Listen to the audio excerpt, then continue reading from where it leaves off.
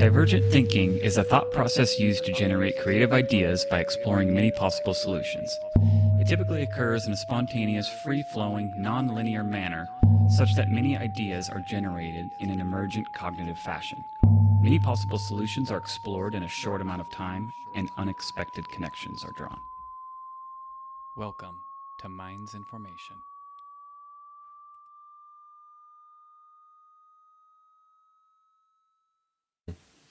We're going for it. We're live, baby. Okay. Cheers, bro. Cheers. Yeah, I have not had many Aperol Spritz before. They're pretty good, though. They are. You said not your favorite, though, with the lime soda. You'd like plain club soda's better? Plain club soda or something that's like orange tangerine goes with it. Lemon lime. You know, now you're going into like Margaritaville. Yeah. Where a little different. Yeah, we said we needed to make some margaritas because at Jess's birthday thing, she got like a bunch of bottles of tequila. Oh, yeah. We cracked that one last time you were over, which was really good. Nice. Yeah. I was thinking about that tonight. Yeah, it's already gone. Oh, is it? Oh, dude, that one's so good. Oh, yeah. Yeah, there was like one night, it was like a random, it was like Sunday night. We had a little Sunday fun day. Yeah. Just for whatever reasons, 2 p.m. We're like, you want a shot of tequila? And we're like, yeah, totally. Oh, yeah. Was that not the night when we opened it? That was another night? Yeah, it was a different night. 'Cause that wasn't that long ago. Yeah. Oh, I know. Yeah, this was just like a few days ago. Yeah. Or like last weekend. That was a good night. It was. Yeah. Ken was in town. We went out for a little bit. I like Chiba Bar. I like that spot that we ended. It's a cool little It's spot. a cool place. Definitely don't like octopus balls. Not your thing, huh? No. Dude, me and Ken were like, couldn't get enough. You couldn't get enough. The first time I had that was in Japan, and I almost threw up, but I did spit it out. Really? For sure. And I felt like I was disgracing my friend that was Japanese and that bought it for me. Damn. I can't do it. Yeah, I thought they were so good. Like, But they're I a could lot eat 'em different as here a than meal. there. Yeah, for sure. There was a lot more like octopus juice inside it, and it was scorching hot, street food style. I was like, it's so hot, I can't swallow it. Mm. Octopus juice. No. Yeah, too much. That's That not one had like something- more cream cheese in it, I think. Yeah, Or it like some was- type of cheese or sauce. Yeah, I think they're like potato balls with chunks of octopus and whatever else they put in there. Mm. Yeah, I thought it was amazing. But I get what you're Maybe saying. they're different then. When I was in Korea, I lived there for 2 years when I first joined the army Okay. and loved it. Had a great time. But there were certain times with some of the foods over there where I'd be like, dude, that's fucking gross. Like live octopus, like they just throw them in a soup bowl and they're squirming around. I'm like, I'm good on that. That's unnecessary. Yeah, I'll eat fresh octopus. Well, I say fresh, but I don't know what that truly means. But like octopus where you see the tentacles, I'll eat that. It's just chewier. Yeah. I think it's like the hot oil that those are fried in. And then, yeah, that like juice water or fish water is not good. Yeah. Yeah. No, I agree. Pretty much never want like fish juice. No. It's gross. I love how they have street food over there, though. That's so dope. Japan, yeah. We'd go hit the town. I mean, for me, Oh, it was Korea. Korea, Yeah, but yeah, yeah. they had the same My thing. sister's in Japan right now. Hell yeah. Yeah. But yeah, we go hit the town. We walk out of the bars, and there'd be a whole bunch of people just grilling food right outside. We just get these chicken on a stick things, like $1 a piece. Like, this is awesome. Here you can get hot dogs. Yeah, that's it. Actually, I don't even know if they have that here. Not so much in the Springs. Yeah. In Denver, they always have Outside of like concerts and stuff like that, they always have like yeah, like and those ones are bomb where they do like bacon, onions, jalapenos, everything around it. yeah, you get the whole nine. Those ones are pretty good. I've definitely housed a few of those after shows. I remember they have them all the time in San Francisco. I remember when Venmo was like a new thing and I had no cash or whatever. I'm like, do you take Venmo? And they're like, yeah. I'm like, oh, this is the greatest thing. Yeah, I can get street hot dogs with Venmo now. absolutely. Yeah, we don't have a lot of late night options in the Springs. Because there's not like a congregated area of Yeah. people. Yeah.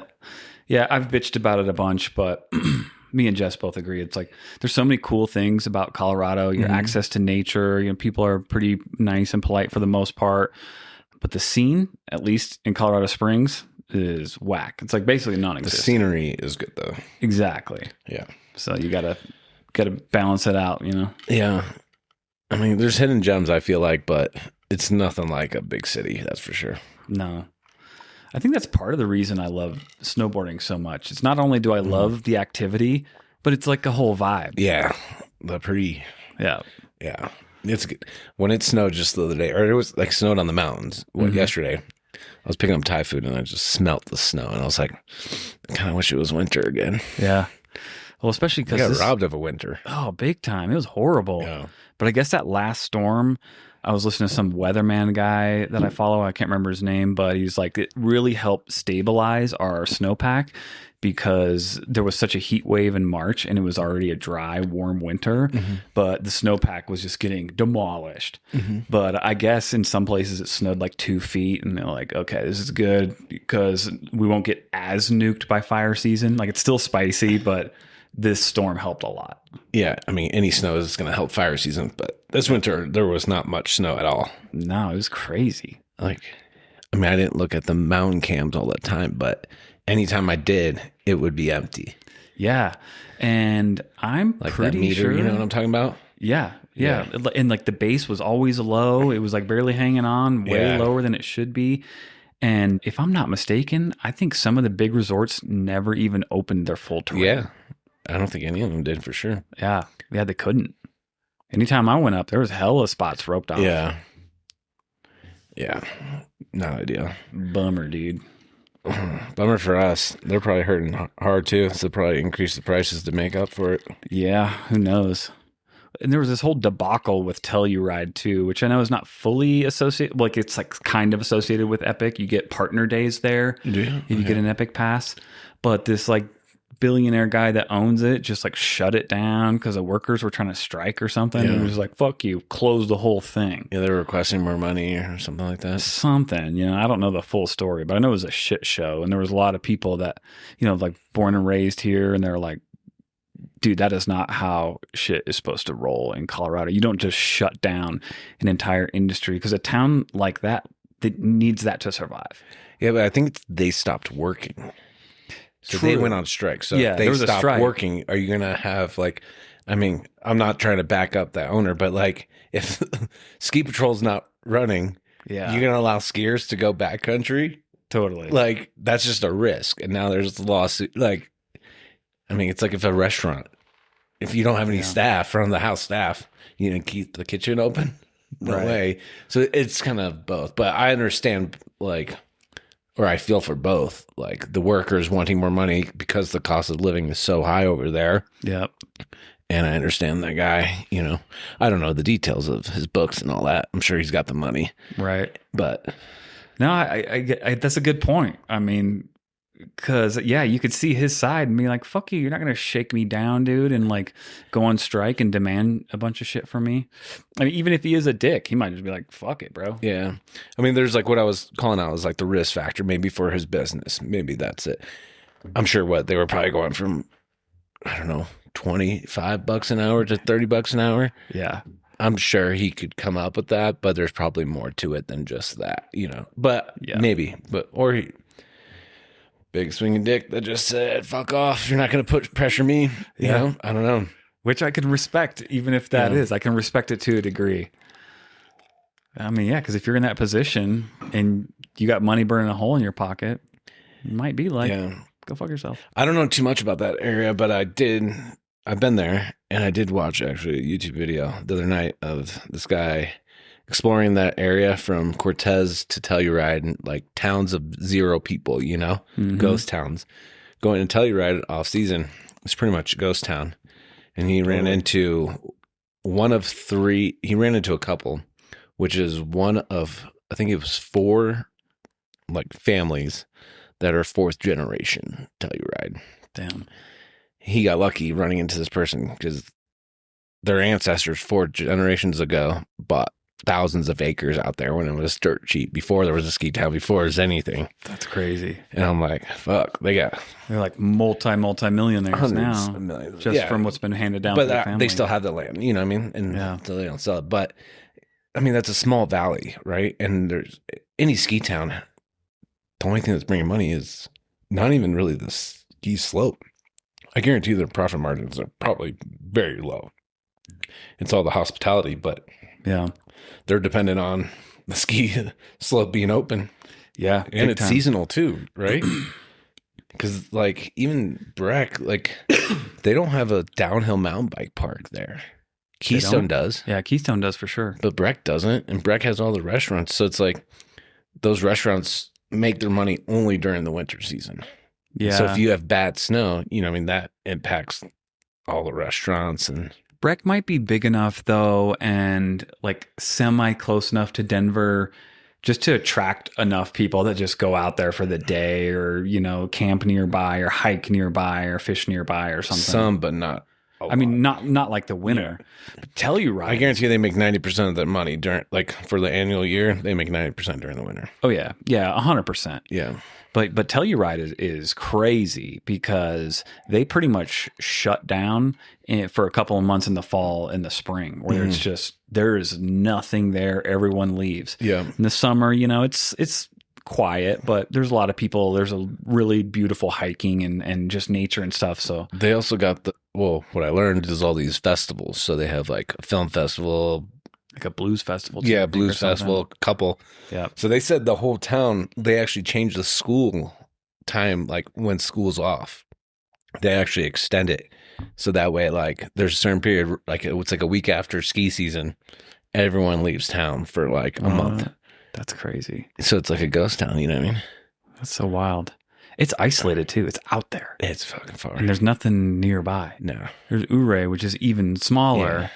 And then outside of that, I mean, what's your next closest town? Like Grand Junction? That's why I'll come off like a dick where I'll be like, if you're bitching about your pay, you're working in a place that's very volatile. Yeah.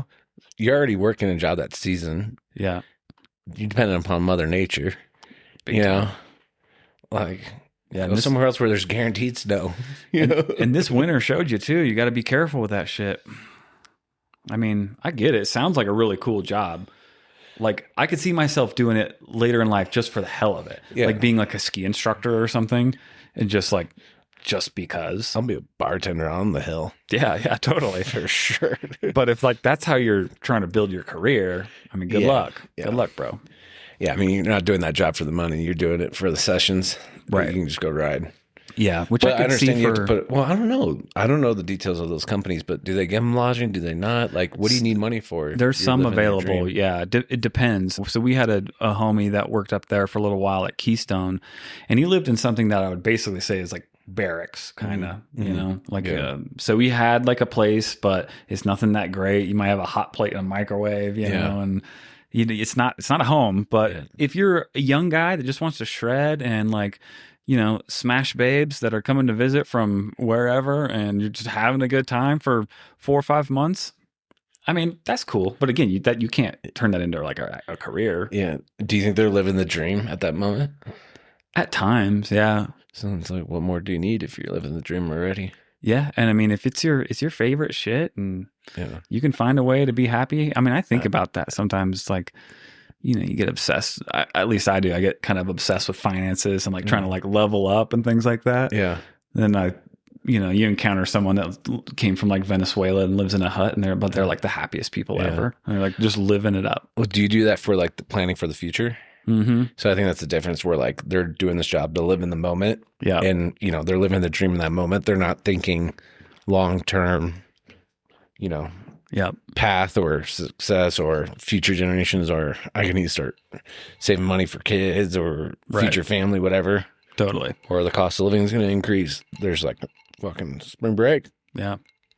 Yeah, I'm obsessed with it to a degree, but I mean, it's healthy and it's been good for me. I track all my numbers. I monitor everything. I try to be really proactive, and over time, I found that by doing that, it has given me more freedom than I would have otherwise. Yeah, for sure. It's delayed gratification, right? Yeah, exactly. You got to like know when to put your head down and get to fucking work, and then you can celebrate later. Yeah, I mean that's a big difference. And everyone's different, but I mean, I think if they could teach delayed gratification in school, a lot more people would be better off mentally. Yeah. Because especially in the modern era, we all live for instant dopamine hits. Big time. It's a big problem now. Yeah. Big time problem. Yeah, I don't know. It's tough to handle, and in your future, not incredibly far away, comes up quick. You'll have to decide how you want to handle that with your own children and like what you want them exposed to. Because on one hand, I get it. It's so tempting and it's so easy because you'd be like, here's a tablet with YouTube on it. like just go do your thing, and instant babysitter, they'll leave you alone. You can go get shit done. So we said we would not do that. And like, exactly. Yeah. I mean, we don't do the iPad or phone, but like I told you earlier, you want to watch some music videos? You want some rock and roll? Yeah. Daddy would love to show you some rock and roll because Daddy wants to watch some rock and roll too. Totally. You know? Totally. So, Yeah, like we're not gonna like let you brain rot. Be like, if you want to watch Black Sabbath videos, though, I'm down. So like I think for me, it's like I cannot be a hypocrite, and so if I don't want anyone like someone that I'm raising, I shouldn't do it. You know what I mean? And so it's like if I like watching music videos, and I mean, try to keep a balance. I think everything's about balance, 100%. But I think personally, I would rather watch music videos or less actually cartoons because they're so manipulative. I worked in the gaming industry. I understand how to manipulate human behavior. Mm-hmm. So it could be the coloring, it could be the frames per second, all these different variables that they can have control of to help manipulate. Yeah, it's like a little form of crack. Then they just like can't Attention. look away. Yeah. And so I think with music, of course you can't look away, but it's like at least I feel like it's different. Yeah. Because I don't know. I wouldn't say cartoons aren't creative or aren't art, but I guess personally I feel like music is much more artistic than a cartoon. Yeah, man. I was deep in that. Like I think naturally. Well, no, my dad was into it, so I think he probably planted the bug. But I remember being pretty young and having this VHS tape, and my dad had recorded a bunch of random music videos. It was all over the place. Remember that song, like Sledgehammer? You know that song, Sledgehammer? It's like an 80s song. You would totally know it. And there'd be like a couple Dire Straits songs, and there'd be like a couple Michael Jackson music videos. And I loved watching these music videos from like VH1 because I don't even think MTV was really out. So he yet. recorded the TV, or he had like a camcorder filming the TV? Yeah, he recorded the TV. Like you used to be able, like you could record your TV button. Yeah, show, I think so. and you could like watch it On later. a blank VHS tape that was probably hooked up. Yeah. Yeah, man. But I loved watching that thing. Yeah. I used to wear it out, and I would watch VH1 and stuff all the time. And then when I got a little older, I had my little recordings. I was like trying to record them and make my own like little mixtapes. And I'm like 6 years old or something. Really? I loved music, and I loved music videos specifically. So when MTV went to like more and more reality shit, or they would just show little clips on like TRL, they only play like 30 seconds of the song. I was like, oh, bro, this is lame. I know of mixtapes like CDs. I've never thought or heard of mixtape VHSs. Yeah, and cassette tapes too. I made mixtape cassette tapes too. Do you think those will ever come back? Only if there's some sort of technological reset, like a meteor or It's not like the atom bomb. Well, then why are vinyls still a thing? There's something classy about it. There's nothing classy about a cassette tape? I don't think so. A Walkman? I don't think so. You're like, this is a piece of shit. It's plastic. The tape is like fucking fucked up. The sound quality is not that good. Yeah, it's ridiculous. And even a CD scratches up, and like I don't think that there's a lot of people collecting CDs. I think that's it actually. With a vinyl, you pick up the needle and move it. With a VHS or cassette, you have to rewind the tape. Yeah. Yeah. So it's a lot harder. Totally. And like think about like you're driving your truck, you hear a cool song on a Discovery Weekly on Spotify. Mm-hmm. You're like, oh shit, I like the song. I want to start it over. One button. Totally. On a vinyl, less than maybe a second to move over the needle. On a cassette or Matt's mixtape VHSs, pull it out, rewind machine, count the seconds till you think it's there, put it back in. Well, you could rewind in the player. Oh, you It just wasn't as fast. Oh, okay. But then even then you'd have to try to time it. That's press modern play. technology. Back in the day, didn't you have to have like a rewinder, like it was VHS thing? It was just faster. So like, we used to get a lot of like Blockbuster, we used to go to Yeah. Blockbuster and shit all the time. Yeah. And you take it out of the VCR and slap it into the rewinder, and it would just like hyper rewind it and be like, I remember that when you go to Blockbuster, they had like all the rewinders behind the desk. And when you returned it, they would immediately open it, put it in a rewinder, like close it and rewind it. yeah. They used to say so on the funny. boxes, like, be kind, rewind. That's hilarious. Yeah, like hook up the next guy. Make sure you rewind it. Damn. So when he just comes home hammered and wants to watch Terminator 2, he can just slap it in. What's something that we use in our everyday life that's kind of like that, where it's kind of we don't know it's archaic right now? So I guess if you realize it's gonna be everything. Well, I was gonna say of course, but if you use it today, you're obviously not gonna think it's archaic. So we have to think about what takes like a good chunk of time to do something that's kind of small. I mean, like I said, it's honestly going to be everything. We're in a period of such technological revolution that goes so fast. Even 20 years, we'll look back to certain things we're doing now and be like, that's crazy. That's ridiculous. Yeah. But one interesting concept that I heard, I think Elon was talking about it, is computer programs, apps, things of that nature, even movies and music to a lot of degree. People, they won't need to be made. You will have some sort of device or interface. Let's just say it's like a phone type thing, but it'll essentially just render whatever you want. Like if you want to play a game, it'll like render it in real time. You talk to the agent and be like, I want to play a game. Like these are the things I like. And it'll just be like, just created you a fucking perfect game or a perfect movie that you could just talk about things that you like and that you would be interested in checking out right now, or music. And at that point, probably be pretty good at reading your mood, and you just tell your AI, be like, play some music, and it would know like exactly what to play, and just be like loving it, and you're like, thanks, fucking robot. Yeah. I mean, as someone that kind of works in that space, I feel, and I literally had this conversation just like the other day, or a similar vein, where if it's content or art that's like a one-time thing, like if you think about a solitaire game, okay, the rules are defined. You build it once, you're good. You don't have to do any live ops or change the storyline.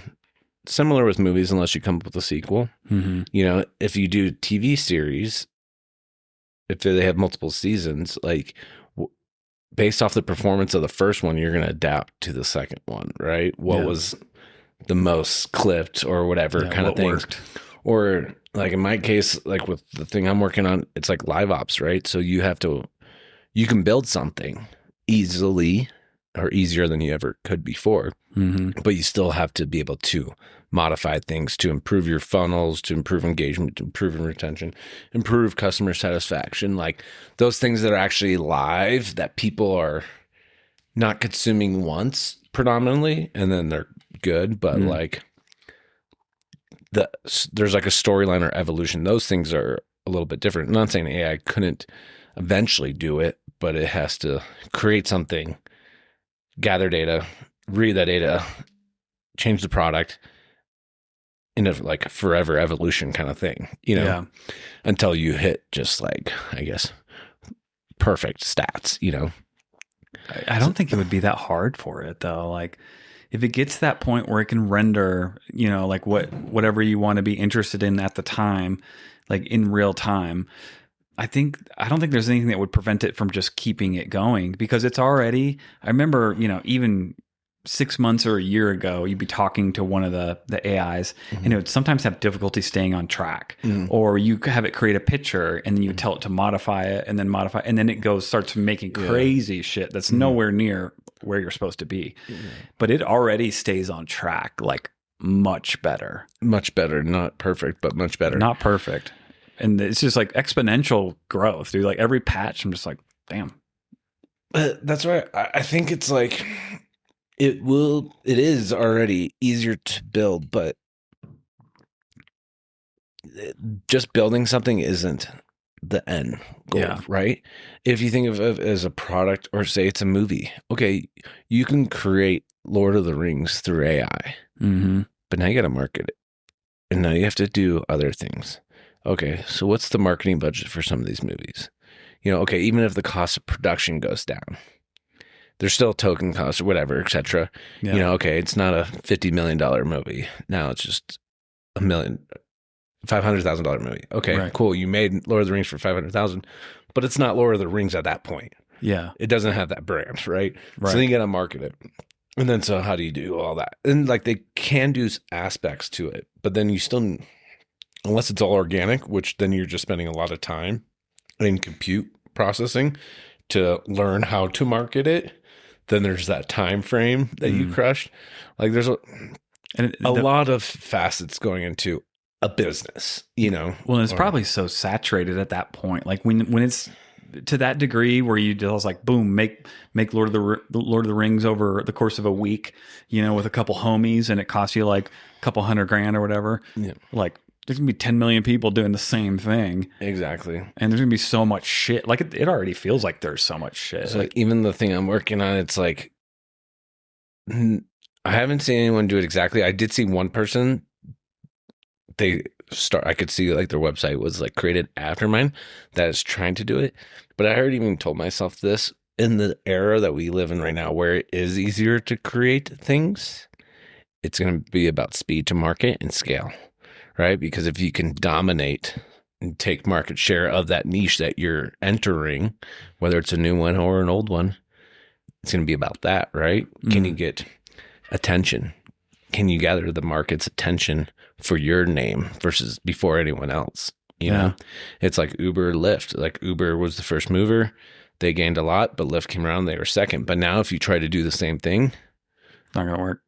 I mean, you're going to have to spend tens of millions or hundreds of millions of dollars to get to their level at this point, right? Yeah. So it's like we're in the attention era. Like it's not necessarily what you can create. It's about, can you create something and more importantly, get their attention. Yeah. And get keep the market's relevant. attention and keep it relevant. Yeah. That's really live ops. So yeah, I mean, what's the company called? Do you want to plug it and throw a link on? Yeah. Laura, ALLORA, Texalora.com. Okay. It's an Italian word for, it's like our, okay. You know, when we're like, so it's like, so then. Oh, interesting. They usually just say, allora, and then they say what they say. So it's like a filler. It's just going to be like, yeah. So it's like, so then, or whatever. So interesting. Yeah. That's cool. I could talk more about it if you want, but yeah, I mean, you know, I don't know much about it, but I've also like never really been involved in business or any type of marketing or development. I've just always done fucking it didn't army start shit. off. It's supposed to be a business, really. Yeah, I mean, I just finished my school, my MBA, and then I was aware of. I mean, I was on the open beta for ChatGPT like in 2021, I think, but I never really used it. And then when I left the gaming industry, I told some people I wanted to explore AI, but I never really did. I was curious about it, but never jumped into it. And then throughout my MBA, I mean, I used some of it a little bit, but at that point, it wasn't all that, you know, it helped a lot, but you know, you can only get so much. So then the day after I finished, I was like, well, let me backtrack. Before I was like, I want to get out of tech. I want to do something different. I want to get my hands dirty kind of thing. And then maybe buy a local business or something like that.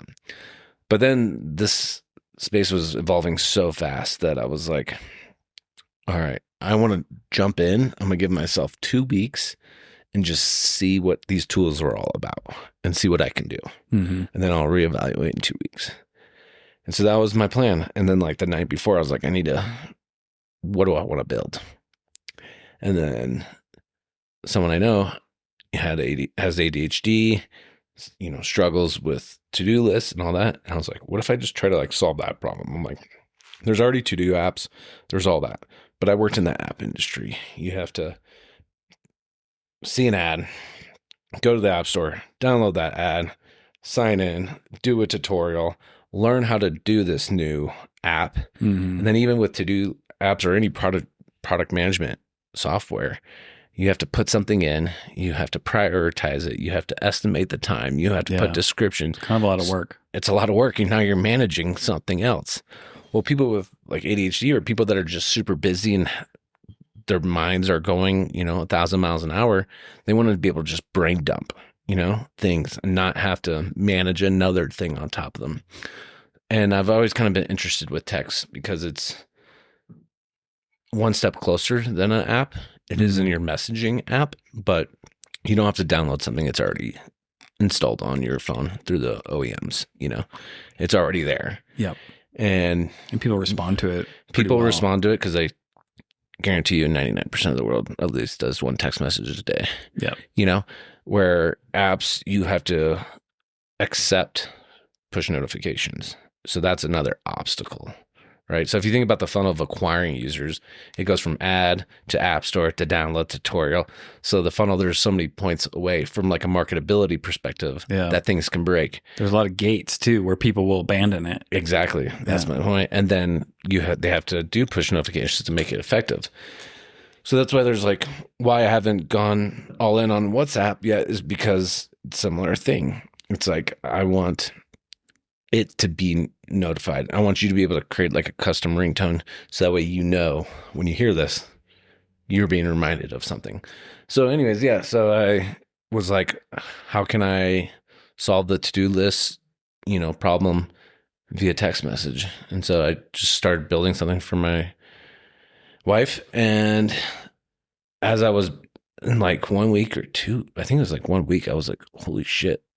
Like I already got a proof of concept, it's working at a basic level. Right. And so I was like, I have another week. I'll just keep doing it. Put up a website why did I do that? I think just to like have it up there. Because I was like, although if I want to see if this has any traction or any product market fit, I need to put it out there. But I literally did zero marketing and I just put up a website and then people were finding it through Google, through ChatGPT referrals were recommending it. I'm like, how the fuck does it already know this? Or like know much about, I'm using it a little bit, using OpenAI, Anthropic, different things back and forth. Maybe that helps. I have no idea, and it was free at that point, but people were downloading it or not downloading it, like using it. And I was like, wow, this is crazy. So I was kind of caught off guard. And then I think I did like, okay, I'm going to do 2 more weeks or whatever. And just like the progress, like we were just talking about, like how easy it is to build something is like the first phase. And I was like blown away, like, holy shit, this is crazy. I could take this much further. And as I was seeing people come in, I was like, okay, there's something here, seeing people respond like, I love you, or like, thank you so much, or just like interesting things. I was like, okay, this is helping, even though it didn't help the person I built it for, but it like helped other people. And so I was like, okay. And I've only been working on it, I think, what now? Oh yeah. In 2 days, I'll hit 3 months. Damn. But it was similar to what I said, like building it was one thing, but then something I've learned throughout this time is the diversity of, because it's predominantly English-based US, the diversity of how people communicate via text message is extremely different from person to person. We can say the same thing and like the same 5 words, but they're all structured differently. Totally. My 5th word will be your first word. You may put a comma, I don't put a comma, whatever.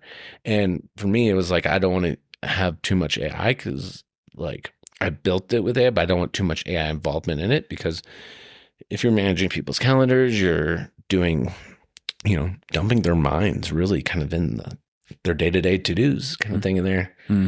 I personally just don't want all that, going to these companies or whatever. Yeah. And so to build everything ourselves, we have to be able to parse and understand what this means and how we're supposed to act on it, It sounds kind of easy, but what I'm realizing, it's not that easy. Yeah. But yeah, so that's cool. That's pretty much it. And now it's in a lot different state than it was after 1 month. And so it's showing promise. Yeah. I mean, at the end of the day, that's what it's all about, right? Is you just figure out a problem or an issue and you provide a solution to it. Yeah. I mean, that's the key. Being a good businessman in general. Yeah. I think, someone that's been entrepreneur minded, I've only done one company before. It sounds easier, but finding that problem. Yeah. It can be hard, but you just have to open up your mind kind of and explore. And sometimes it's probably just right in front of you. And I honestly did have a light bulb moment. We were in bed. And then I was like, we were talking about her to-do list. And I'm like, light bulb. It actually, like, it, for the first time in my life, the light bulb actually went off where I was like, ding. Yeah, you're like, that could work. That could be I was something. like, well, why don't I start there? You know, versus trying to explore, okay, what problem do people have in the world? Deal with a problem that you have or someone that you live with or is nearby that you care about. Start there, you know? Yeah.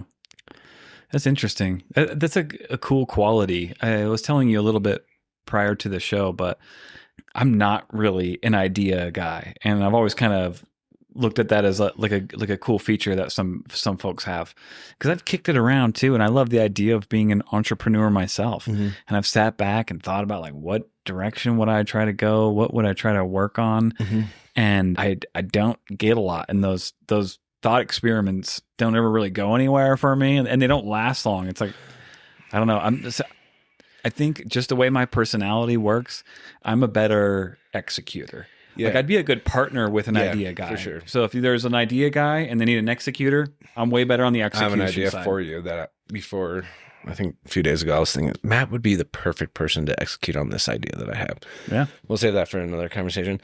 But to kind of dive into what you're saying, what you just said was like, oh, I would like to start something, but I don't know where. But you're already starting with the funnel like so broad at that point. And so, you won't go anywhere.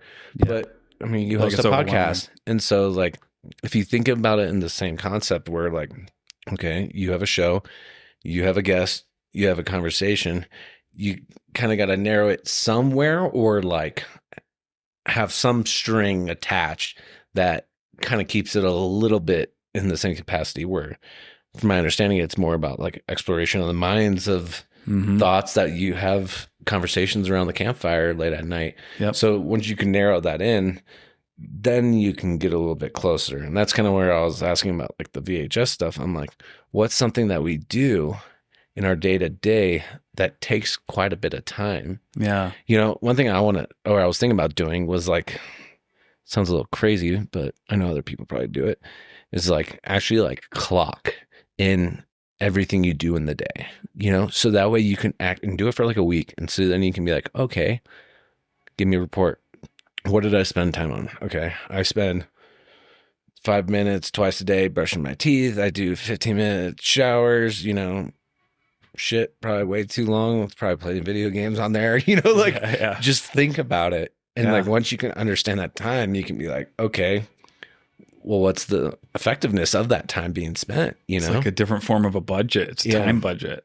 I mean, one thing I like read today too was like maybe 10 years ago with like Uber and all that, it was like the value of time, right? We'll pay for, I think you even mentioned earlier, like, I mean, I do too. I value my time, so I'll pay more for time. Yeah. But is it time or is it attention? You know, if one thing takes like an hour, this other thing takes an hour too, but this takes so much more of your attention where it can be mentally fatiguing or whatever, versus this doesn't take that much mental space. Are they equivalent? Definitely not. And even your view of how they pass is so much different. Oh, yeah. Like when you're in flow state and you're crushing it, and you're like, dude, I just smoked 7 hours and like barely moved. Maybe walked off and pissed once or twice and grabbed coffee or whatever, but I was just crushing it. Whereas if you're just bumming around and, you know, like time is just dragging like crazy when you're wasting it. It's because it sucked your attention. Yeah. So it's kind of like the attention, I guess, from the experiment I just said, measuring your time. Maybe that's not the right experiment. Maybe it's measuring your attention. Yeah. Because even if you're like, say you're doing schoolwork or watching a movie, is your attention actually there? Yeah. Or is it elsewhere? I mean, it's going to be a very hard thing to measure.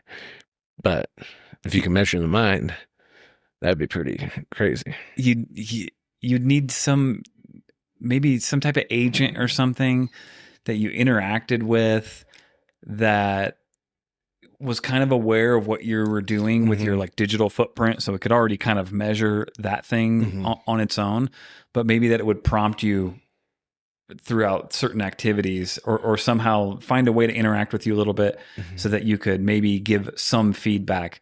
Like it'd be like, you've been doing X for 2 hours. Like, are you crushing it right now? Or are you just fucking wasting away right now? Like what's actually happening? Yeah, I don't think we have to get in like the Neuralink space quite yet, but like, don't they have sensors where like they can measure if you're using like your frontal lobe or your, I'm not a science person, your something cortex or whatever, like the different, because like one's like critical thinking, the other one's like something else, you know? Yeah. I wonder, like, even if that was relatively easy, just putting up some sensors for 24 hours. Yeah, or just like wear some weird beanie and it's like fucking dialing you in. I think we already know the answer. The results would be pretty sad if we compare it today to like modern era where they say we don't have much, or modern society doesn't use much of their critical thinking skills. So they don't use that much part of the brain. Yeah. I feel like that's kind of like the tension we're talking about. Like how much of your brain power, I mean, okay, AI, what is it? What's required to run it? Yeah. Compute energy. Okay. What's it take to run a human? I mean, essentially the same thing. Brain power. Yeah. Brain power and energy. Yeah. And so it's like we can measure tokens of compute. Can we measure tokens of compute here? There probably is a way. It's probably a depressing set of information, though, like you were alluding to. And I've been hearing more and more talk about how it's projected to get significantly worse. People are already seeing it in schools. You know, we already know that public education is kind of a disaster, but there's like measurable drops in IQ and attention span, and people start to think out when motherfuckers are just bed rotting all the time, and any little problem, they're just asking ChatGPT to tell them what the answer is. It's like people's brains are just going to start shutting down, dude. I mean, I'm not gonna lie, even with what I'm building, like, can I smack that? Yeah, I get involved, and I feel like human involvement is needed in the current space of AI. Mm-hmm. And so it's not quite there where you can just fully go. There needs to be that, but I don't know why I was talking about that. What I really wanted to say was what you were just talking about. I've never been an academic person. Yeah, me neither. And I can explain why. And I don't know, is it Asperger's or something like that? I can remember ever since I was young, when I was in class, I would never even be looking at the teacher. I'd be looking head kinked up at the ceiling, pondering, thinking, whether it was designing subwoofer speakers in my vehicle or, you know, trying to come up with some way to make money, you know, doing something, but constantly thinking that was using my critical thinking perspective, like part of the mind, but wasn't on this boring subject or boring, you know, person that's instructing the thing. It just didn't interest me. Yeah. And so I think there's two things happening in that. It's that you're intelligent, so sitting through a shitty presentation is always going to be tough.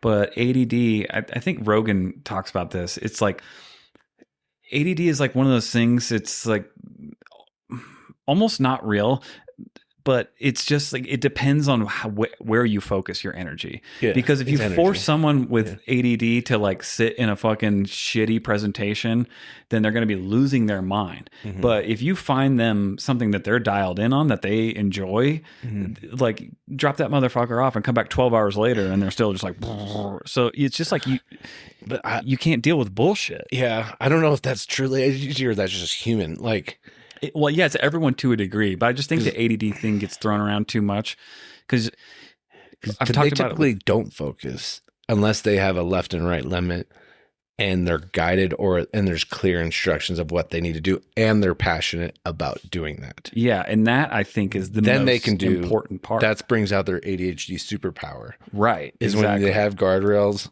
they know what to do and they're excited about it. Mm-hmm. I think for me, in like the school example was like, I've kind of been like, I mean, I say this for back then, maybe I would change my response, but I'm like, why do I care about this old historical shit all so much in detail do I really need to know this person when they were born or fucking everything they said? Yeah. No, I need to know like the general. Actually, I don't think I need to know the general. I need to like, what's the cliff notes? What's the key takeaway? It's like, okay, they made this decision. It didn't work out in their favor. What was the like, AAR? What was the after action review of like, what did we take away from that? Okay, that's what I need to know, And that's why I was like, this is fucking boring. They want me to like do tests on all this like stupid shit. Like, Yeah. Okay, why the fuck do I need to know every capital of every state in the United States? I know.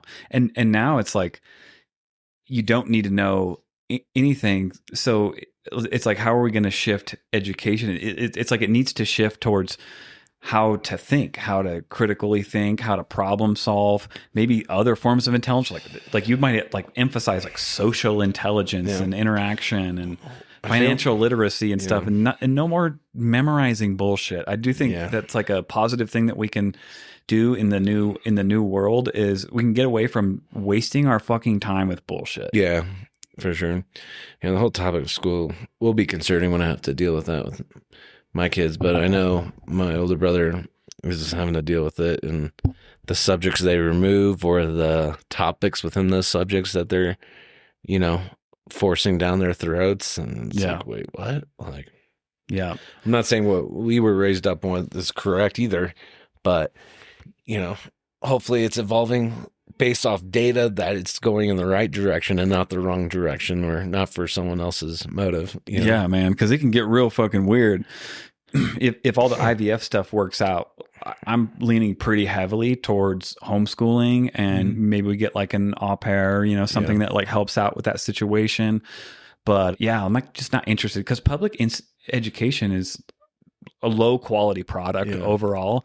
And what kind of nonsensical ideas are you getting exposed to, or just being around a bunch of fucking hood rats with shitty parents that don't have any fucking morals, And I mean, if we loop this back to like our previous conversation, we were talking about like attention and time, right? Like your kids are going to go to 8 hours a day or whatever, giving their attention is the goal in class to what subject. And if you do that for 18 years, like that's crazy. Yeah. Like if you think from 18 to 36, their attention, say it's on social media. Well, what's trending or what's popular or what's got their attention will change probably every, I want to say 6 months or a year, but it's probably more like 2 weeks, realistically. Totally. But if you think about when their brain is still developing, I guess I'm a new father, right?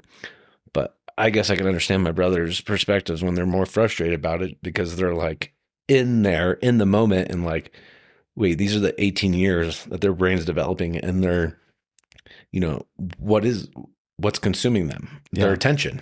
Yeah. That's a very critical thing to think about. It really is. I saw something, and it leads me back to thinking more and more about potentially doing a homeschool option, but this was more talking about like daycare and whatever, and kind of the idea of me maybe being a little more traditional and having a stay-at-home mom, most likely in most circumstances, right?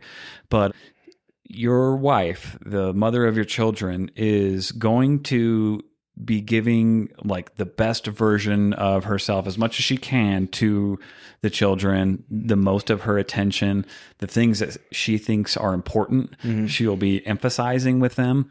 Whereas you kick your, 2 or 3 year old off to daycare, and I get it, people got to survive, so I'm not trying to sound like a hater or anything, but that person doesn't really give a fuck about your kid's future. They don't really care what kind of person they're going to be. They're collecting a paycheck, and so this, your kid is like basically being imprinted upon, like during those stages. They're so formative, and you want that imprinting to be of the highest quality that you possibly can. My wife was homeschooled. Yeah. For, I think most of it. Yeah. I think from, the beginning to maybe like middle of high school.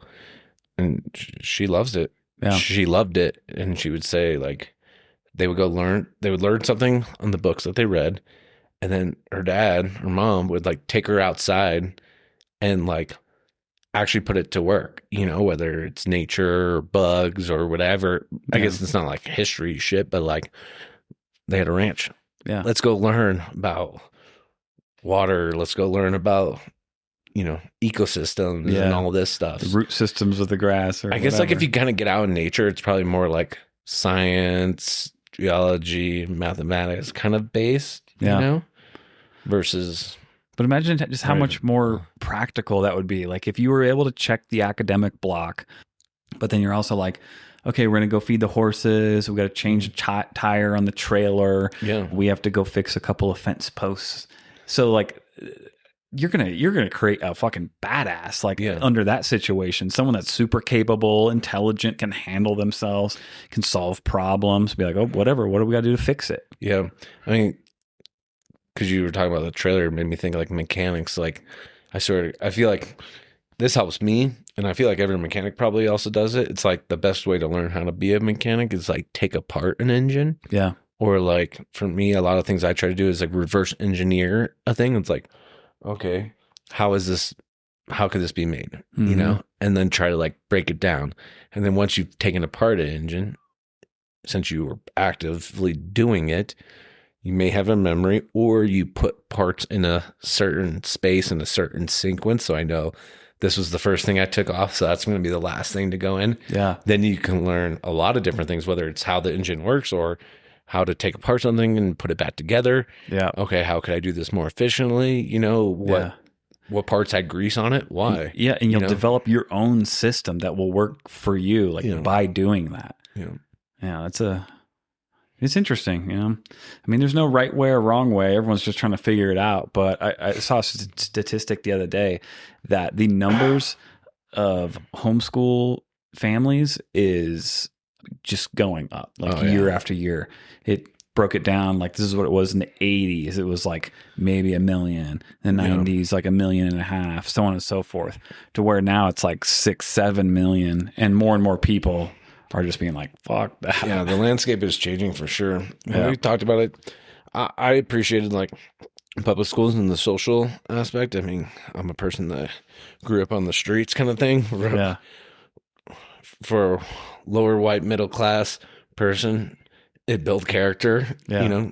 Totally. There's got to get positive punched. aspects. You gotta go through all that. But for someone that hasn't been homeschooled, like my wife was, she said they still went in occasionally and did like a social kind of thing, or they had more time to go do social activities. But the landscaping of education is changing. I mean, I've done most of my post high school stuff online for a reason. Yeah.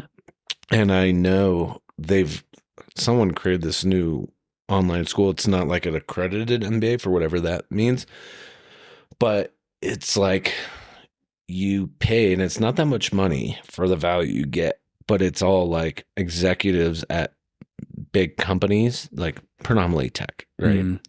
They are the instructors. So you're learning from real world. That's awesome. People that have executed.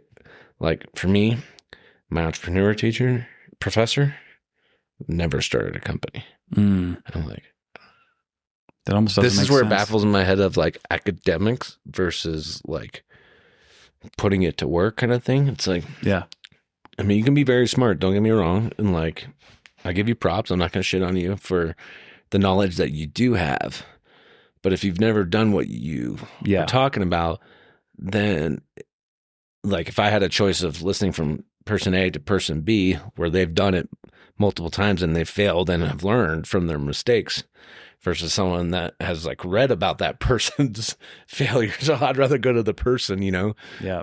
Yeah, it's one thing to understand the theory of whatever, but it's another thing to implement it and understand it. And that's the version of it that you want to be getting that experience from. I almost say it's like, and it's just something that drives me crazy. If you see like a fat personal trainer or something, you're like, I'm not going to listen to anything you say. Even maybe you read all the books and you understand the movements and you watched all the videos and you can explain it perfectly. But the fact that you don't implement it yourself, not interested. Yeah, exactly. 100%. Well, bro, I think we got to get some fresh drinks, dude. Yeah, and a piss break. Yeah, man. All right, we're back in it. Back in it. Yeah, so you were saying something about like podcasting and Yeah, so we were just talking about like podcasting, editing, and natural flowing versus like chopping things up. And I'm like, and you mentioned Joe Rogan. I'm like, well, Joe Rogan, he has millions and millions of followers, so he's gonna get millions and millions of viewers, and he doesn't really give a shit how many minutes they watch into a 3-hour podcast, maybe even 4. Who knows? Yeah. But if you're up and coming, you're trying to game the algorithm, right? And so how do you do that? You measure it. YouTube gives you that data of how many minutes they've watched in. Yep. And they incentivize. Instagram does too. You can They look all at your do. Reels metrics and They all you do. see that there's a fucking drop off. I was doing that for the company. I was experimenting to try to understand. I had TikTok, but I never used it or opened it really until it was for the business, because that's where all this attention is. And so I was like, okay, let me experiment. So literally I did have, with help of AI, of automating a lot, but we would have to get the data to understand, okay, what's an image do? What's a video do? What's a carousel do? What's the text do? What the font of the text? What's the color of the text? What's the background? It's the thumbnail, if Well, there this is one. for TikToks. Yeah, same thing for the thumbnail. But then it was also like, okay, like the last post I did on TikTok, they went viral for my sense. I think 2 of them are like at 10K, which is obviously not that crazy. But when I was at 60, that's a lot difference. Absolutely. The value hasn't came through, but that wasn't the intention right now. The intention was to like understand where we had to learn things of like since I was predominantly doing like images, right, with text on it. It was like the text you actually have. Like what worked for us was like identifier, like calling out the audience, right? And then it was like the body kind of thing. And then that body, what is it? Is it like thought provoking? Is it insulting? Is it whatever kind of character, you can put whatever kind of twist you want on it. Yeah. And then the closer and kind of thing to it. And what's that closer? It's like, do you want them to like? Do you want them to comment? Whatever. And so experimenting with all these different things, I think I might have told you before, I was like, me playing around with TikTok felt so soulless, where I was like trying to manipulate things just to see what this algorithm would do and how to get people to comment on things. And the last ones I did, which I posted, I don't know, a month ago maybe, or 3 weeks ago, something like that. Those are the ones that went big, and I stopped after that because I didn't want to like influence it. But also my mind was more focused on the product and the user experience versus manipulating these things. But Yeah. say all this because it's different depending upon the scale. Like we were talking about earlier, if you're Lord of the Rings or you're GTA, you just got to create a new game and you're going to sell $1 billion. Right. You're already established. You're already established. But if you're an up and coming independent developer that created a GTA better version, you still have a lot more to learn, Big time. And so you have to do different things for different reasons. It's crazy. There's like a whole science to that thing. And I will be the first to admit I am bad at that. I don't spend a lot of time trying to like figure out what works and what doesn't. And I probably should. And even like TikTok, for example. Well, you got a wife now. I know, right? So you did that. You applied the same thing with a woman. Yeah. Like the first time you ask a girl on a date or you talk to a girl, you're probably going to stumble your words. You're going to make a fool of yourself. And you're going to be like, okay, that landed well. That did not land well. Okay. Yeah. Next time around, or whatever it is, skateboarding. Yeah, you learn what works. Whatever, you skateboard or even skiing, anything in life. Yeah. That's why you got to fail. You got to fail and fail fast and then learn from it. There's something, and this is just, it's stupid because life is so much life is digital in a large degree, and there's so much opportunity there. And I work in tech, right? Yeah. Dude, my new position is a cloud engineer.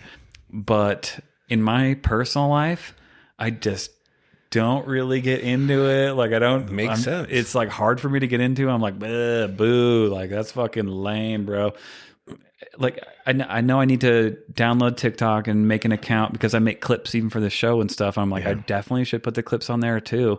I've just been avoiding it because I'm like, TikTok sucks. It's Chinese spyware. But like you said, there's so much attention on it. Like that's where all the eyeballs are at. So you don't do it. Someone else or something can do it for you. Totally. But you do have to put in the time to set up that system. Right. But, actually it was funny. I was talking to my friend yesterday, and he's an engineer working in the AI space right now too. And I put on my calendar for yesterday, for today.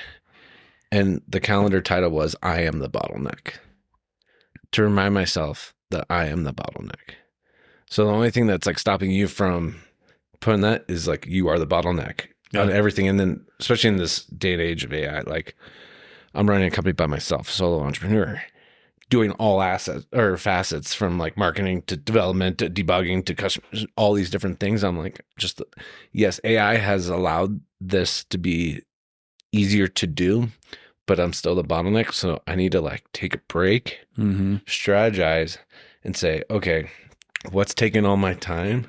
Can I create a system to help mitigate that? Yeah. And so, yeah, it was just an interesting thought of like,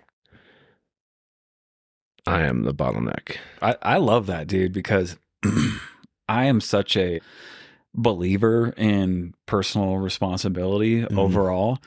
That's why like my compassion has limits because I think everyone is responsible for themselves.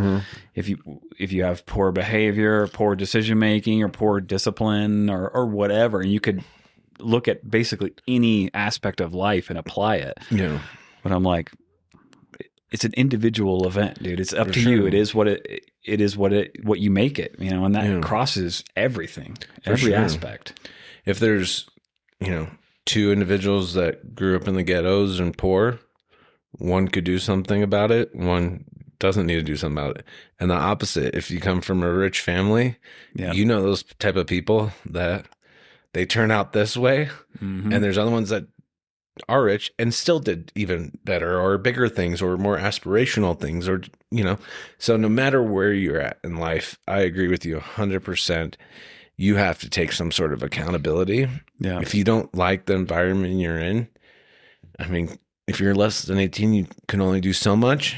Okay. But once you have that freedom, then you can, Yeah. I mean, even if you're less than 18, like I feel like for myself, maybe I was a space cadet most of my life. It's like, whether it was like your son listening to System of a Down, Toxicity on a CD and dreaming about my future or planning things, this was my outlet from reality. But then I was just like out there kind of envisioning, I guess I wasn't so happy with what was around or the life, Yeah, you're dreaming. But I'm like dreaming, okay, how do I get there? What do I got to do? Okay, what's your 5s and 25s, kind of just, you have to take some sort of accountability, and it's not easy for sure. No, it's not. And I do sometimes wonder what it is, if there's some sort of mental strength or resilience that maybe some people have better forms of naturally. Because I have always kind of thought of myself as like I've done pretty well or whatever, but everything seems normal to me. Even challenges, I'm like, to take on a challenge is just seems like that's just what I do. It's normal, and like to make myself uncomfortable in certain situations, and I kind of like thrive in that. And I've developed like a lot of good discipline, and it's helped develop my character and all these different things. But then I can look at someone right next to me, and they don't take advantage of things, or they don't take any risks, or they don't do the thing that's difficult, or even walk through the door that's presented right in front of them. And I'm just kind of wonder, like, what is that in someone's brain that will just kind of allow yourself to sit and squalor and not do something about it? And it's hard for me to wrap my head around. Yeah. I mean, I've been thinking about what you're saying, and a word that's bigger than my vocabulary. It's probably elasticity, Yeah. where like, I mean, there's a mixture of things. Some things is trauma, but from past experiences. But I think like what you just described sounded very similar to me too. Is like maybe through our adolescence, like being put in difficult situations or new environments, or being challenged in different ways. It's like you got used to it, and you probably failed a lot. Yeah. Maybe got made fun of, maybe got beat up, whatever. And that, I think you have to. I think the people, I mean, for myself, and it sounds like you, it's like we've gone through that. And so it's like, it's easier to let that ego go, kind of thing, or you've experienced those kind of failure before. So you're not afraid to fail, Right. kind of thing. And so that allows you to go through that door, and you may get slapped in the face as soon as you walk through, but that's okay. I can take 2 steps back and check out that other door, Yeah. And that's where I tell people, like, it's like, just get your foot in the door. I'd rather you make a decision than not make a decision at all. Yeah. Right? Because you can always make a new decision after you made that one. But if you've never made a decision, well, you did make a decision not to make one, but now you're still where you are, or maybe even back further, and maybe that's what you want. Maybe that's not what you want. But like you have to, I think ego is like one thing. Yeah. And then, But it's like even when it blows up in your face, it ends up being a net positive down the road. yeah. Like even when it's a disaster or things are very challenging, or you had a rough upbringing, like it sucks in the moment. Yeah. But then afterwards you realize like, oh, there's like a lot of development and knowledge that came from that, and perspective and things that end up being net positives down the road. Yeah. There's a good video of Tim Ferriss. You know Tim Ferriss? Mm-mm. Oh, you don't? Mm-mm. Okay. Then I'm going to give you a book. Tim Ferriss wrote the book 4 Hour Work Week. I've heard of that. He did like 4 Hour like chef or whatever, stuff like this. Yeah. Anyways, he created a product, made some money, but then he became an author and podcaster and all this stuff. He's pretty well known, but he did this great talk. It might have been TED Talk or something, and it relates to stoicism, which I don't know a whole much about, but it was about, instead of goal setting, fear setting. And so, like, I guess there is some aspect where it's like a goal set, but the predominant like exercise you'll go through is plan for the worst case scenario, or like fear. Okay, I want to go do this solo trip. Okay, what am I scared of? Okay, I'm gonna get pickpocketed. I'm gonna end up in the hospital. Blah, blah, blah. You list out all those fears. And then after those fears, you're like, well, what can I do if that happens? I can call this person. I can do this. Or I don't carry cash on me, or I carry X amount, blah, blah, blah. So once you've laid out all your fears and you have like a plan for all those, by the end of it, you already have a plan of like all the worst case scenarios, that it relieves like the anxiety and stress from you to actually go do that. That's so crazy. That's really funny, actually. And as you were explaining it, that is something that I do naturally. Anyways, I have an overactive mind with maybe a hint of paranoia, but mostly just an overthinker. So I do that naturally in a lot of different circumstances. Like even the travel one. I mean, the last time I went to Mexico City, remember, and I probably didn't even sleep that well like the night before, because I was just thinking of it. I was like, there's like, could be cartel activity. There's like the low percentage of, someone trying to kidnap you. Yeah. You got to watch out for petty theft and random violence. And what if you lose your phone? Like, how fucked would you be? Like, do you have any key things maybe that you can write down in your wallet? At least a couple numbers, because most of us don't even remember phone numbers and shit anymore. Like, at least have the embassy phone number or something, and you just go through those things. So that's so funny. Actually, speaking of that story, I got a fun story. I was in Hong Kong. Oh, yeah. Well, short story, long story. Go for it either way. This is long form. Okay. Yeah. So one of my mates was getting married in Australia. He's Australian. And so I was like, I never got a suit. I needed to get a suit. The cost of getting a suit in San Francisco was X. Did my due diligence. The cost of getting a custom-made suit in Hong Kong was Way better. way cheaper. And it was by like a notorious guy that does all these things or whatever. And so for the cost of buying a suit in San Francisco, I got 2 custom made in Hong Kong and my flight covered to Hong Kong. Dope. So anyways, went to Hong Kong, had a great time, had a great night, ended up meeting some Australians at some bar. I think it was a rooftop or something. And I left my phone and we were on the same flight to Melbourne. And I left my phone in the Uber. Mm. And I was like, fuck. Yeah, that's shitty. I have nothing, you know? And I'm like trying to call my phone from the hotel, blah, blah, blah. Nothing's happening. And I'm like, I'm so fucked. I ended up getting to the airport. Oh, yeah. And I couldn't buy a new phone in Hong Kong because it doesn't work with like US carriers. Mm.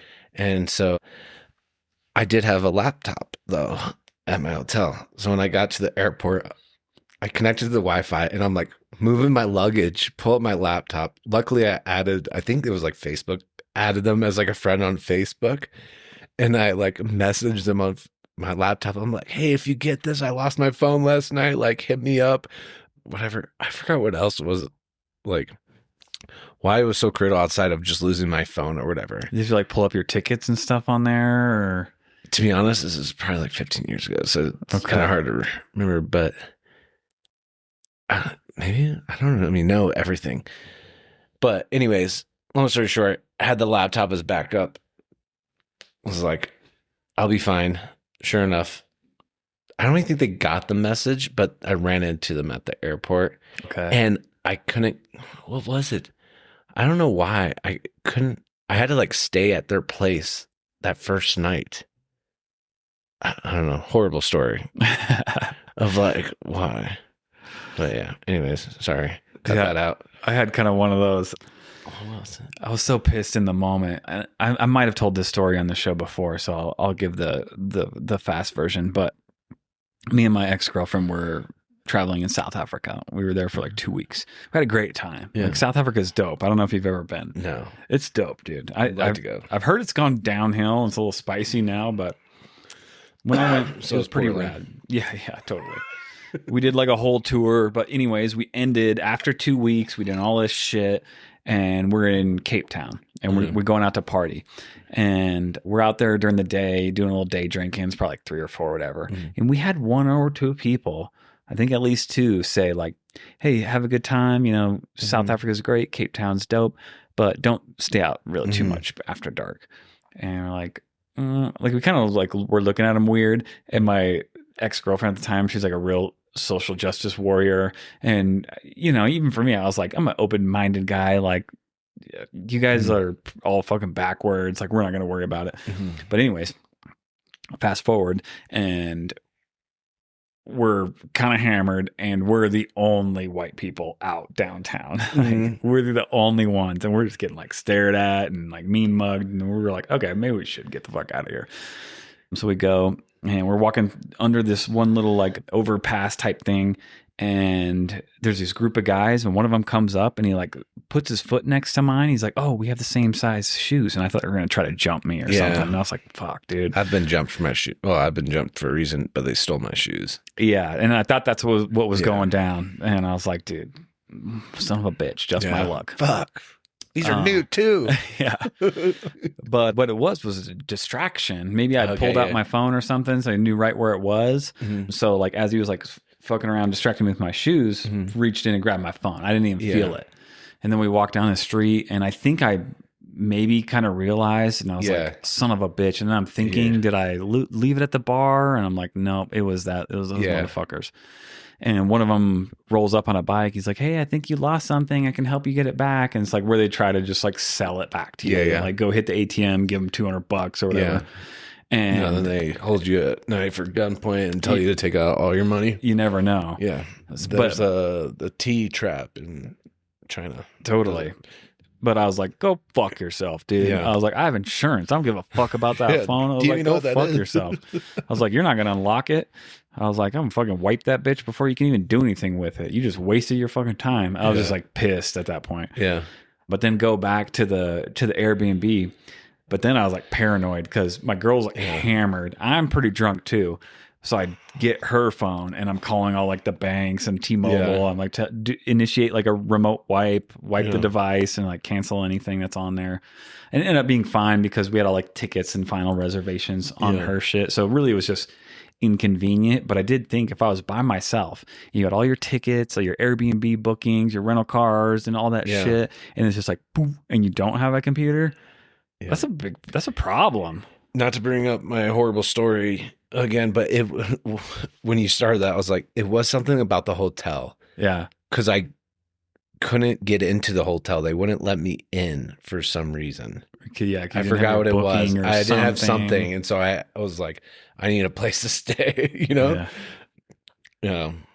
Yeah, it would be a pain in the dick now at this point, you know, or even if your phone just dies and you're on the other side of the world. I mean, as long as you got your passport and you can get some money, I mean, you'll be all right, but it's still super pain in the ass. Yeah. I have some of the other experiences where before modern day technology where didn't have a SIM card in a foreign country, supposed to meet with someone. Yeah. But then the train went in the wrong, or not wrong, but a different, I don't know what they call them, docks or whatever, you know, at a train station, you go through like 1 through 9 or whatever. It's supposed to come in at 1. We'll meet you there at this time. Yeah. Nope, we're at 9. Fuck. Okay. Now let's try to find each other, you know? And luckily, on my way out, I heard my name being called. And I was like, oh, thank God. There's something cool about that. And then I got T-boned like probably an hour later. Oh, no way. Yeah, where were you at? Germany. Oof. I went from Rammstein to Berlin to meet up with a friend. This was on my terminal leave, actually. Yeah, went up to Delaware, then slept on the bottom of a C-17. Nice. To Rammstein for a free flight on Space A. Yeah. And then I think my brother was, but I didn't meet up with my brother at that time. He was in Bavaria. But then I was meeting up with a friend in Berlin. And they were supposed to pick me up. But then I was like, we went into the wrong, or we didn't go to the wrong place. They changed it. It's like changing gates kind of thing. Yeah. You know? But it worked out super fun. Yeah. I mean, those stories, I think, build character, you know? They do. And it's kind of like what you were talking about earlier about like, you know, or we were talking about like how your upbringing of being challenged or being put in difficult situations, like how you face that situation, you know, you handle it one way. Is it the best way? Who knows? But you handle it that way and you learn and you adapt. And that's where I said, what was the word I used? What was the word I said? Elasticity. Mm-hmm. You know, the flexibility you are in different situations. If you're so rigid and stiff, like the minor, like a minor inconvenience will just crush you. You break down mentally. I don't know how to get past, you know, this. It's like, fuck. Yeah. I love that one Start line. with the breath. Yeah, absolutely. Yeah. I love Quentin Tarantino movies in general, but Inglourious Bastards, towards the end where they capture, like, what's his name, Christopher Waltz, whatever character he was playing, like main German Nazi guy, and they cut a swastika into his forehead, and because they're supposed to be trading him, like he bartered for his freedom or whatever, you know, as the war was coming to a close. But anyways, he's like, you'll be shot for this, and then Brad Pitt's character is like, more like chewed out. Yeah. I've been chewed out before. Yeah. Well, since you brought up that subject, let's go down a rabbit hole. Mm-hmm. Did you ever see the show Hunting Hitler? Is that the one that Tim Kennedy did? Yeah. I saw some of it. Yeah. I went down that rabbit hole. Yeah. What do you think? Do you think he escaped? And I mean, first of all, we can backtrack. Do you think there was a large population of Nazi executives or generals that fled to South America? I think that's a fact. That's a fact. As far as I understand it. We'll start there. That's a fact. I believe that to be true. Do you think there was a motive behind it? I mean, outside of just purely escaping, I wouldn't know if there was some other deeper motive outside of just escape and get away with it, essentially. I would suggest that show. They do.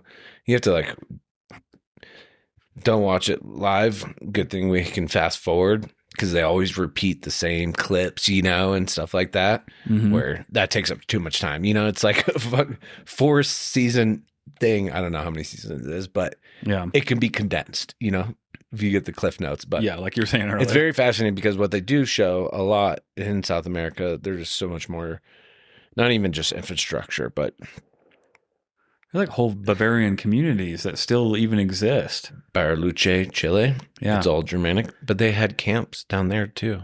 Really? Yeah, and they had all these outposts. They have a lot more. So not to go down that, but it's a very interesting thing.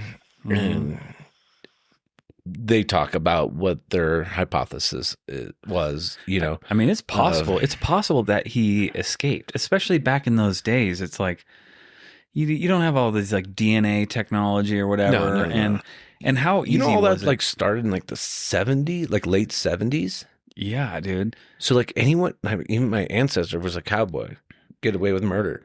You know what I mean? Like, and how just easy, think of it like what 50 years ago. Yeah, how easy was it also to like pull the wool over our eyes, like even as a society? Yeah. One thing you knew is like what the one news station would say, or the newspaper even back then. Yeah. And you'd be like, okay, I guess, or the guy on the radio. That's your only connection. Yeah. So you're trusting that the story remained true, across all these different people, and then was delivered through that newspaper. And you're like, I guess that's what happened. One thing that kind of, I don't want to say saddens me, but something I like to think about is like, ancestor was a cowboy. We have newspaper clippings of them being the first settlers and like outside of El Paso, interacting, meeting, getting stopped by Indians and getting sent back. I think it was to like Louisiana or Alabama, and then coming back the next year, no Indians there to be able to set up shop. Yeah. So that in being Jones and related, or not related, but Indiana Jones, it kind of like, it's sad to like, you can't explore any new physical landscape frontier. Not really. No, I mean, you can go in the Rockies and be alone for sure, but it's like, yeah, you can't just go explore uncharted territory, without being monitored or whatever the case may be. It's like maybe the Amazon a little bit, but that's pretty gnarly. I mean, you can go hide somewhere, but it's all owned, it's either public or private land. Yeah. Like every piece of land, right, all around the world. There is no frontier anymore. There's no frontier. Every land is owned now. Space. That's it. Exactly. Only space, really. Or underwater. Yeah. I mean, it's international, right? No, who owns that if it's international? Nobody, I guess. Could I build an underwater house somewhere? I think you could. Like if you had the means, and you were far enough off. I mean, I'm pretty sure you could make like an RV equivalent that can go underwater, and you have a little capsule that you open up with your scuba gear. Yeah. Instead of your scuba flagpole, your little dinghy is up there on the water. Ace Ventura style. You got some, totally. With your little fan. Hey, you got like a little dome house, on the bottom of the ocean. You're in international waters. You had it built, like you said. You got your little sub, and then you got your boat up top. That way, when you go travel around and go back to the mainland. Yeah, fishing. All you have to do is put a string out. Yeah, dude. I wonder if that exists already, like underwater facilities that are kind of secret. I mean, I think it's totally possible. Maybe that's where Jeffrey Epstein lives now. Is he living? Maybe. Yeah, I know. Yeah, that's an interesting one on its own. That whole thing, and the way that everyone, at least from the government level, just seems to always want to like, don't worry about that. Don't worry about that. Like, let's move on. I think I tried watching the Netflix thing. I don't know if it's a documentary or what. Yeah. And I think I was like gonna like either throw up or I just felt so sick like in the first like 15 seconds of it. Yeah. And I'm like, I can't do it. I don't know. Maybe it's just because it's like the nature of what I know of. Yeah. I'm like, that's horrific. And I don't even want to like give my attention to this topic Yeah. because it's so bad. And the Where implications I'd rather are huge. watch a YouTube video on learning something or a music video Yeah. than give attention to I know it because it's like too much. Like because like I said, the implications are fucking horrendous. If you start to think shouldn't give that, attention to these people that are like, but if there's a whole bunch of people that are in power that are like literally calling shots like around the world, and they're all just a bunch that's of where the fucking attention should creeps. go for sure. Yeah, 100%. Fuck the Netflix on about him being a scumbag. Yeah. Let's do a Netflix on all the scumbags that are still here right now. Exactly. Well, Some of maybe them in DC still to this day. all. And it just, it kind of like breaks my brain a little bit. So the thing that I always say, because you can't save the world and you really can't even influence your nation that much unless you really want to try to get involved and work your way up through that cesspool, which would be a fucking nightmare. Can you influence your neighborhood? That's what I'm saying. But you can be a good friend. You can be a good neighbor. You can be a good dad. You can be a good husband. You could be there for the people in your community. Yeah. And that's great. And sometimes that's just enough, because the world's problems are too big and too overwhelming. Yeah. I mean, that's where I do feel you can, I'm not saying don't spend any attention or effort trying to, preach what you believe, but like start with yourself, it's kind of like you said, you wouldn't take physical training advice from someone that's obese. Right. It's like someone that doesn't have their life together or, and that can be obviously be on a scale of factors, but who are they to think they're the smartest person to understand a country level or even a state level or a city level or any level and all the facets that are operating and all the politics and then inner city, outer city, geo politics, That's why it's like, I do like debating some topics with some of my friends and, that are probably on different sides. And it's always like, we should do this one thing, but it's like, how it is, especially with the military background. If you change one thing, something else has to change. Yeah. It's not just that one thing. There's a cascade of effect. There's a cascade effect. If you change anything in life, something else has to change. And so it's like, okay, well, if you're going to say this, we could agree on that theoretically, but then we also have to look at this. And then once you look at this, you also have to look at this. And so it's like, you can never, like if you debate about one topic, it's like, I think you can debate like morally. Yeah. But then you can't debate like the very specific details of it until you've looked at everything. Right. You got to do full blown analysis. Like what are the outcomes actually going to be if you implement X solution? Yeah. I mean, it's like, everything's interconnected. And that's why some topics are so silly. Like, cause it's just, people want to make it so black and white, and it's just some dumb shit that people get hung up on. I'm like, still to this day, you'll have major political debate going on, and it all comes back to just like abortion.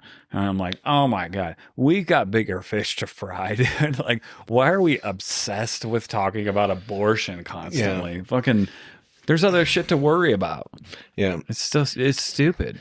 The thing I like about debates is or like political or presidential debates is similar to how I interview, or when I did interview people, I would make my decision within probably the first 30 seconds. Yeah. I knew right away.